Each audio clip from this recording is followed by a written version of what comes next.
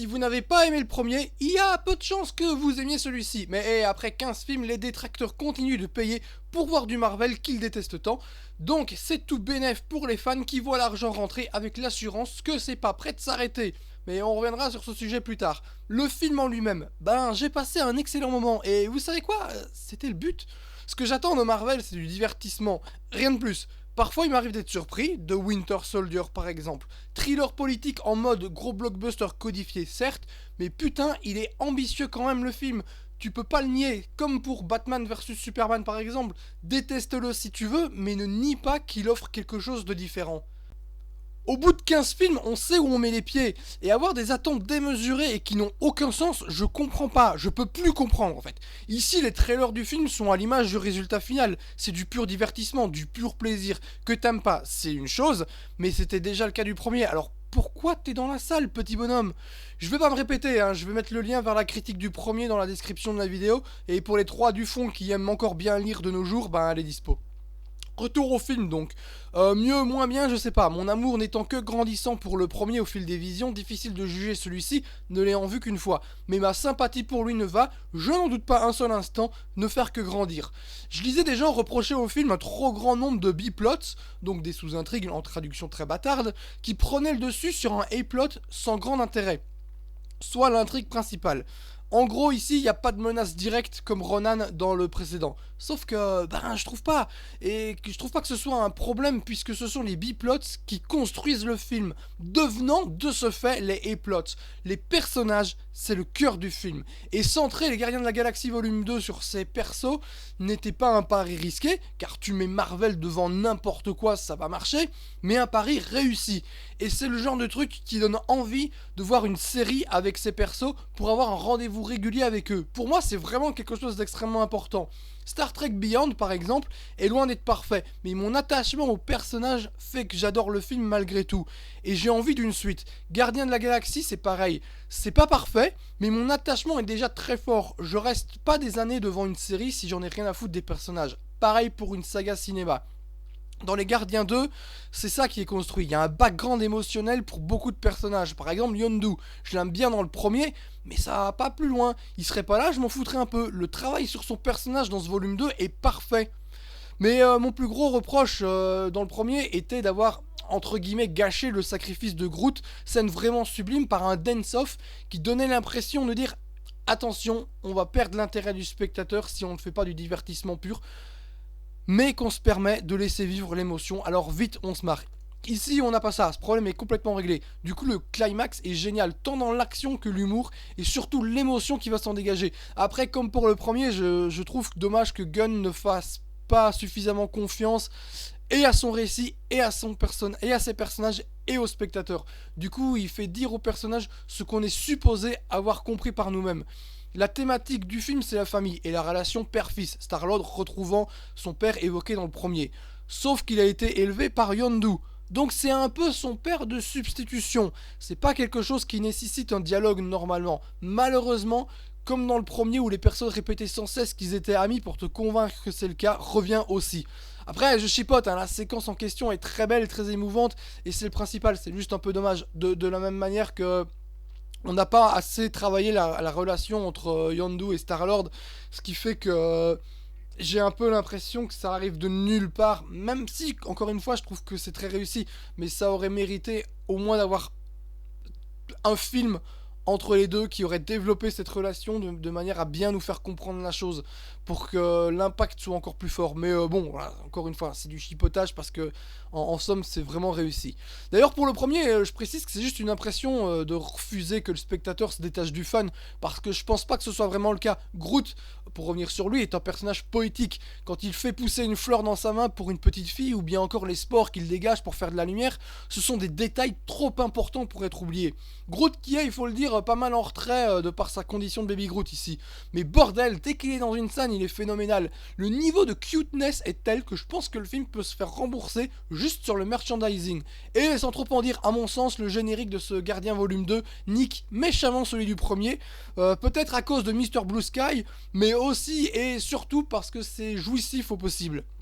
D'ailleurs, à ce titre, la Awesome Mix Volume 2 est vraiment très très bonne avec du Fleetwood Mac et du Cat Stevens entre autres. Vraiment, elle vaut le coup d'oreille si vous êtes votre culture musicale n'est pas extrêmement développée, comme pour le premier, vous allez découvrir des petites pépites, donc foncez dessus. Côté humour, c'est peut-être parfois un peu trop appuyé, voire même trop souvent. Quand Rocket se fout de la gueule de Taserface, c'est peut-être un peu trop long, mais c'est dans la logique du personnage. Quand 10 minutes plus tard, on te refait la blague, mais avec un personnage extérieur, là ça devient un peu lourd, et surtout inutile. Mais parfois le dosage est parfait, hein, la recherche de la crête pour ceux qui ont vu le film, ou encore celle qu'on a vue en partie dans les trailers avec Rocket qui cherche de la bande adhésive. Là c'est vraiment parfait. Mais il n'y avait pas besoin de désamorcer autant de scènes avec une blague. Quand Igo dit qu'il va aller faire pipi, moi perso ça me fait pas marrer quoi. Il y a un trop plein, je sais pas si c'est de la générosité mal gérée ou une peur que le public s'ennuie et c'est dommage. Le fait que James Gunn ait cette fois écrit tout seul joue peut-être. Il y avait pas le dialogue, j'imagine, qu'il y avait sur le premier avec sa co-scénariste Nicole Permal. Donc impossible de se poser des limites. Enfin, je suppute. Mais encore une fois, hein, je chipote, hein, c'est pas non plus trop gênant, c'est juste un peu dommage. En termes de gros regrets, le caméo de Sylvester Stallone, ça aurait pu être Jean-Pierre Alain Meurice dans le rôle, ça revenait au même. Et on s'attendait tous à une réunion Tango et Cash avec Kurt Russell, mais c'est pas venu. En fait, c'est plutôt une réunion cliffhanger avec Michael Rooker. Enfin voilà, ça c'était pour le point Sly. D'ailleurs, en parlant des méchants, ça reste toujours le problème Marvel, hein. Tous les méchants des films Marvel sont généralement assez foirés.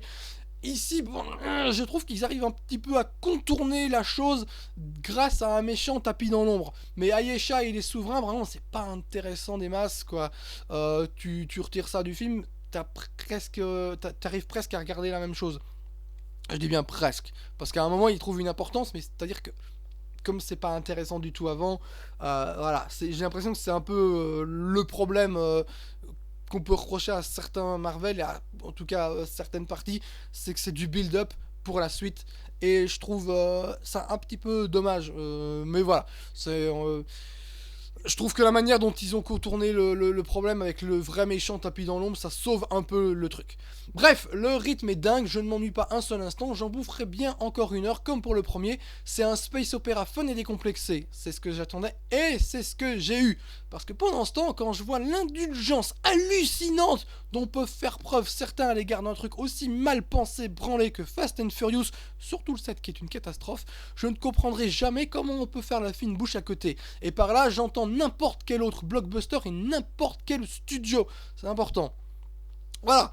Donc, pour les Gardiens de la Galaxie, c'est fait. Maintenant, on va revenir un petit peu sur ce qui entoure le truc. Par exemple, je mentionnais le fait que je vois les Marvel alors que je hais ça. Je préfère parler avec quelqu'un qui généralement aime ce genre de film, mais n'a pas aimé celui-ci, plutôt que le mec qui n'aime jamais rien ou seulement un ou deux parce que je considère pour ce que moi je considère être de mauvaises raisons, ou du moins de mauvaise foi, et un peu hypocrite, comme le premier Captain America, parce que t'aimes bien Joe Johnston, en sachant que le deuxième est nettement supérieur. Je préfère parler à ces gens-là, parce qu'au moins, le fait qu'ils n'ont pas aimé donne du crédit, alors que si tu détestes tout et que d'un coup, bah, t'as décidé, dès la bande-annonce, de détester celui-ci, que tu vas le voir et que t'as détesté à nouveau, bah je m'en bats les couilles quoi. C'est bon, si c'est pour me répéter ce que tu m'as répété sur 14 films, ça vaut pas la peine. Pourquoi est-ce qu'on se parlait? Et putain, pourquoi vous payez pour ça? Je veux dire, ok, j'imagine que pour les Parisiens et autres, vous allez me sortir l'excuse, ouais, j'ai la carte UGC illimitée, mes couilles. Pourquoi vous allez au cinéma? Aller au cinéma, c'est du temps. C'est-à-dire que tu dois préparer le truc, tu dois partir avant, tu vas revenir plus tard de chez toi, t'auras peut-être le temps aussi des bandes annonces, etc., etc. Donc, ok, t'as peut-être pas payé, mais t'as quand même payé de ton temps. Alors que si t'attendais gentiment que ce soit disponible gratuitement ou que ça passe à la télé, hein, je suis pas en train de parler de téléchargement illégal, jamais je ne ferai ça, voyons. Bah tu gagnes à mort, hein. Je vais prendre un exemple. J'ai pas aimé le premier Thor, j'ai pas été le voir au cinéma d'ailleurs. J'avais pas aimé le premier Thor, bah, j'ai pas été voir le deuxième. La bande annonce était, hop, en fait, le Thor 2 est pire que le premier, qui a des qualités, celui-là. Mais là, j'avais vu la bande annonce et et je me disais, ah, ça a l'air intéressant, puis pouf, il gâche tout avec une vanne vraiment tout pourrie à la fin. Je me suis dit, ok, c'est bon, j'irai pas. Je suis pas allé, j'ai vu le film, et ben, c'était vraiment naze. Donc j'étais content. Thor 3, pour le coup, m'intéresse à mort. Ça ressemble d'ailleurs à du Gardien de la Galaxie, ils font du space opéra, ça explique peut-être la chose. Peut-être aussi parce que j'aime beaucoup Hunt for the Wilder People de son réalisateur. Dont je n'ai pas noté le nom, donc je vais pas le prononcer pour l'écorcher, ce serait bête. Mais j'ai beaucoup aimé. Donc, si vous voyez Hunt for the Wilder People, c'est avec Sam Neill, c'est vraiment très chouette comme film. Donc, je sais pas, c'est peut-être ça. Même la blague finale avec le coup du ouais, on se connaît, c'est un collègue de travail. Elle me fait bien marrer cette vanne, donc j'ose espérer que le film ne sera pas décevant. Voilà, donc voilà, je vais continuer avec d'autres exemples, hein, mais j'ai pas aimé les 4 premiers Fast and Furious, j'ai adoré le cinquième. Depuis, t'es sur une pente descendante, et après avoir vu la catastrophe qu'est le 7, ben je suis pas allé voir le 8. Je vais pas leur filer du pognon pour ces conneries, faut pas déconner. C'est pareil pour Transformers, pourquoi aller au cinéma voir une franchise qu'on n'aime pas? Je vois plein de gens, enfin, c'est hallucinant, tu fais pas 1 milliard au box-office en ayant que des gens qui t'aiment bien, hein. À mon avis, il y a plein de gens qui vont voir juste pour être dans le moment. Parce que si tu en parles 6 mois plus tard, ça ne sert absolument plus à rien de parler du film. T'as l'impression que tout a déjà été dit. Donc les gens foncent au cinéma pour voir un truc qu'ils savent déjà qu'ils ne vont pas aimer, juste pour dire du mal et exister l'espace d'un moment. Et je trouve ça vraiment pathétique. C'est peut-être parce que j'ai pas assez de temps libre que je le fais pas, ou peut-être parce que je considère que l'argent c'est quelque chose d'important. Je sais pas, moi, comme beaucoup d'entre vous j'imagine, j'ai un boulot et quand j'arrive avec mon salaire à la fin du mois, je me dis pas hey, je vais le dépenser dans de la merde. Non, absolument pas. Bon voilà, ça c'est pour les gens qui n'aiment pas, mais ça marche aussi dans l'autre sens, hein. Ceux qui voient des chefs-d'œuvre à chaque fois, ou qui font jamais aucun reproche à quoi que ce soit, bah c'est une question de crédibilité aussi, hein. J'ai pas spécialement envie de te causer. Ça me dérange pas, hein. Je m'en fous, moi, les gens ils aiment ce qu'ils veulent, comme ils veulent. Y a aucun souci, hein. Vous faites ce que vous voulez, je m'en bats les couilles. Maintenant, je trouve que c'est bien aussi parfois de garder un œil critique. Comme je le dis, le premier Gardien de la Galaxie, je l'aime de manière démesurée. Je vois ses défauts. Celui-ci, au fil des visions, je vais peut-être continuer de voir les défauts, peut-être même plus. Je sais pas encore si je vais l'aimer autant que le premier. Mais en tout cas, ces défauts sont là et je peux pas les nier. Je vais pas non plus nier que Winter Soldier, que j'adore, n'est pas parfait, que Civil War n'est pas parfait. Enfin, je veux dire, tous les films que j'ai aimés qui ne sont pas parfaits, ça sert à rien de nier ces choses-là. Et pourtant, c'est l'impression que j'ai. Les fans de Marvel, la presse, il y a quand même une indulgence autour. Je parlais de celle autour de Fast and Furious, qui est quand même beaucoup plus forte, hein. Mais il y a une indulgence, une gentillesse à l'égard de Marvel qu'il n'y a pas pour d'autres, alors que je trouve que parfois les gens exagèrent sur tel ou tel blockbuster et derrière vont être gentils avec le Marvel que j'ai bien aimé, là n'est pas la question, hein. Mais voilà, c'est-à-dire que je comprends pas trop ce qui se passe. Mais bon, voilà, enfin je vais pas non plus me perdre dans des pensées un peu trop profondes sur le sujet parce que finalement on s'en bat un petit peu les couilles. Moi j'ai bien aimé, j'y pose des limites, c'est pas bien grave parce que j'ai aimé. Voilà, donc c'est tout, je pense, pour Les Gardiens de la Galaxie volume 2. On va peut-être passer 2 secondes, mais ça c'est aussi pour le premier, sur la VF. I am Groot. Dans les comics, je sais plus si c'est je suis ou je m'appelle Groot, mais c'est en français correct. En VO, le gars dit 3 mots, il arrive à dire 3 mots, mais de manière correcte, c'est très très bien, bravo à lui. En VF, bah c'est pas possible, quoi. C'est-à-dire que c'est Franck Ribéry qui a fait la VF, et donc je vois des gens qui font je s'appelle Groot, ferme ta putain de gueule. Je comprends pas pourquoi ça, c'est nul, c'est pas drôle, c'est pas intéressant, et ça me pète les couilles. Voilà, de là à dire que ça gâche le film, non, parce que de toute façon, les VF c'est catastrophique, hein. Mais enfin, généralement. Je pourrais faire une demi-heure sur les VF. Souvent on dit que c'est parce qu'on a grandi avec un film en VF qu'on est plus indulgent envers lui. C'est assez faux en fait. Il y a aujourd'hui un truc qui s'appelle la précipitation. Il faut que la VF existe assez vite. Donc c'est torché de manière un peu plus rapide qu'avant, je crois, hein, je peux me tromper et dire n'importe quoi. Mais il y a aussi un autre souci, c'est que les acteurs de doublage sont mis en retrait au profit de Kev Adams, par exemple. Et là tu te dis, ok les mecs, merci beaucoup, ça fait plaisir. Donc voilà, quand tu fais je vais prendre un exemple, hein, mais Toy Story 1 et 2 sont géniaux en VF. Toy Story 3, pour les voix originales, est absolument formidable. Et à partir du moment où tu passes sur Grand Corps Malade, qui fait du slam, alors qu'en VO c'est pas ça, bah, tu te dis merde, il y a quelque chose qui a été perdu. Ceci dit, Benoît Magimel en Ken est absolument démentiel, au même titre qu'en VO, c'est Michael Keaton.